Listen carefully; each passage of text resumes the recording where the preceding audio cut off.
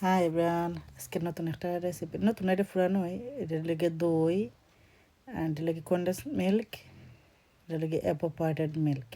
এখন কইতেছি এটা লেগে মানে 5 মিনিটে মাইক্রো ওভেনে দই বানানি যায়। এটা অনেকেই জানে, অনেকেই জানে না।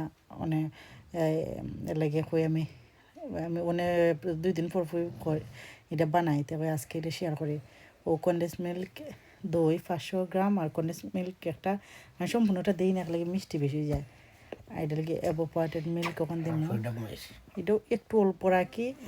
আর পরে সম্পূর্ণটা না দেয়, অল্প রাখছি। এটা সকলটা এখানে মিক্স করবো, মানে একদম যাতে ইয়ে না থাকে, দলা দলা না থাকে। সম্পূর্ণটা এখানে মিক্স কইরা একে স্মুথি বা এটা আমি শিখছি অনেক আগে, অনেক দিন খাইছি। আর মনে থাকে না যে যারা জানে না তারা ইয়ে করবে না, বেশিরভাগ মানুষই জানে। রেখে দিলে ফাঁকি বাজে কাজে কি এটা তো দুই অরিজিনাল দই বানাই তো অনেকে রেট হইতো, এটা টেস্টও কোনো খারাপ না। ও আমার এটা শেষ মিক্স করে লিয়েছি, একদম স্মুথ হয়ে গেছে।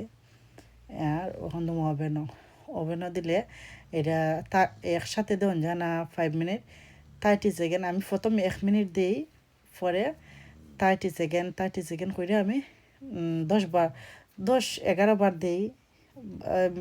বড় জোর 12 বার দিই, তো আমার এটা ওই যায় দই ওত হয়ে গেছে। আমি 12 বার দিছি, 30 সেকেন্ড করে একসাথে দেওয়া যায় না। প্রথম 30 সেকেন্ড আবার স্টপ, পরে আবার 30 সেকেন্ড আবার স্টপ। আমি এখানে বাক্কা সময় বাইরে রাখছিলাম, পরে আমি ফ্রিজও তুইছি, একটু ঠান্ডা হয়েছিল, পরে আমি ফ্রিজও তুইছি। পরে খালকে খালকে ইয়ে করলে